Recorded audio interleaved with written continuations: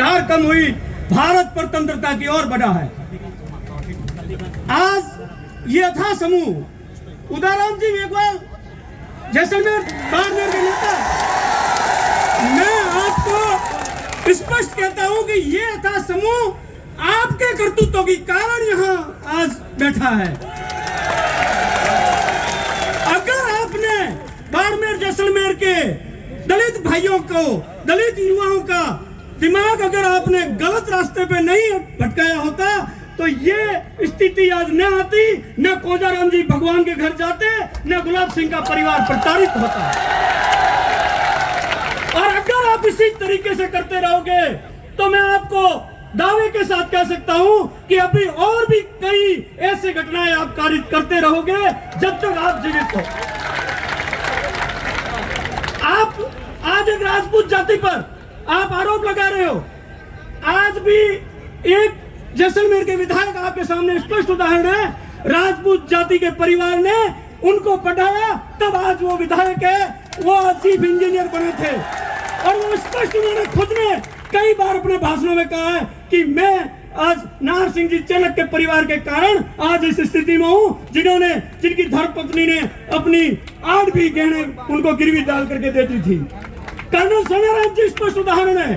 पिछला के राजपूत परिवारों ने जैसलमेर के राजपूत हॉस्टल में एडमिशन कराया, वहां से वो पढ़े, तब आज वो इस स्थिति में। कहां से राजपूत समाज बुरा हो गया? आधी रात को मेरे गांव का कोई भी मेघवाल, उनको कोई नेता पैसा नहीं देता जब वो बीमार होकर के रात को फोन करते। सैकड़ों उदाहरण होंगे। हर गांव का कोई भी मेघवाल गरीब परिवार वो रात को जब हॉस्पिटल आएगा तो रात को 2 बजे आपको फोन करेगा कि आप बना कहाँ हो, मेरे को हॉस्पिटल आप जल्दी पहुंचिए। आप हॉस्पिटल जाते हैं, आप उनका इलाज कराते हैं, आप उनके लिए लड़ते हैं। मैं स्पष्ट करके कई उदाहरण ऐसे सैकड़ों आप अपने सामजुड़ाई भाइयों के लिए, सामजुड़ाई भाइयों से आप अगर आपके परिवार के वास्ता रखने वाले किसी मेघवाल को अगर किसी ने धक्का भी दे दिया, आप सामजुड़ाई भाइयों से मारने को तैयार हो जाते हो। मेरी हिम्मत नहीं है कि मैं खूड़ी के मेघवाल या भैया के मेघवाल से माथापड़ी भी कर लूं। क्यों? कि मुझे मालूम है वो सामजुड़ाई भाई मेरे से आकर के झगड़ा करेंगे।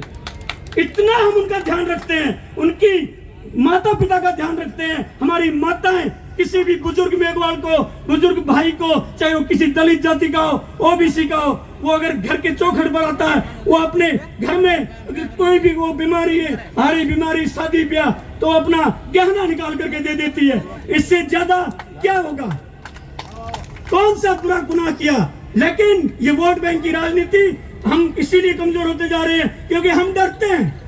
हम राजनीतिक दलों से डरते हैं, हम राजनीतिक संगठनों से डरते हैं। हमारी हिम्मत नहीं है कि हम खुल करके बोल भी सके। 5 दिन तक देख रहा था कोई खुल करके पोस्ट लिखने की हिम्मत नहीं कर पा रहा। आज आपका था जनसमूह सारे हम राजनेताओं को यहाँ लेके आ गया। क्यों?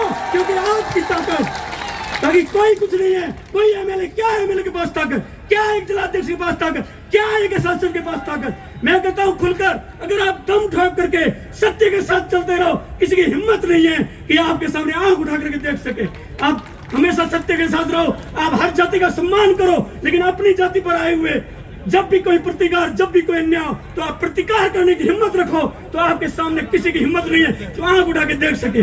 आप इसी तरीके से एकता बनाए रखिए। जिस प्रकार से जो कमेटी निर्णय लेगी, हम कमेटी के साथ है। नीम सिंह जी के साथ जो अन्याय हुआ उसका उदाहरण है कि जितने थानों में उन्होंने ड्यूटी की वो कस्बे सारे बंद। अगर उस आदमी में पुलिस की नौकरी में उन्होंने गलत काम किया होता तो कोई कस्बा आज बंद नहीं होता जहां उन्होंने नौकरी की। पुष्पेंद्र सिंह जी कारण उनके साथ भी अन्याय हुआ, नीम सिंह के साथ अन्याय हुआ। नीम सिंह के ऐसे सैकड़ों उदाहरण है जहां पुलिस में उन्होंने जो काम किया वैसा शायद ही कोई कर सके। इसलिए जो कुछ भी हुआ ये अन्याय हुआ है और इस अन्याय के हमेशा हम प्रतिकार कर देंगे। और निर्दोषों को, गुलाब सिंह के परिवार में अगर किसी को भी निर्दोष को फंसा दिया तो उनके खून, उनके पसीने की एक भी बूंद गिरी वह हम हमारा खून बहा देंगे। ये तो हम करते हैं, किसी से नहीं करते, लेकिन हम सबका सम्मान करते हैं। ये जाति ऐसी है जो सबका सम्मान करती है, चाहे ब्राह्मण हो, चारण हो, जाट हो, मूल ओबीसी हो, दलित हो, सबका सम्मान करते हैं। लेकिन हम हमारे ऊपर आए हुए, आप अगर हमारे ऊपर अन्याय करोगे तो हम खुलकर प्रतिकार करेंगे। हमारे में वो सारी ताकत है जिसका हम जिस तरीके से जवाब देना चाहे देंगे। जय हिंद। जय भारत, बोलो महाजगदम्बा की।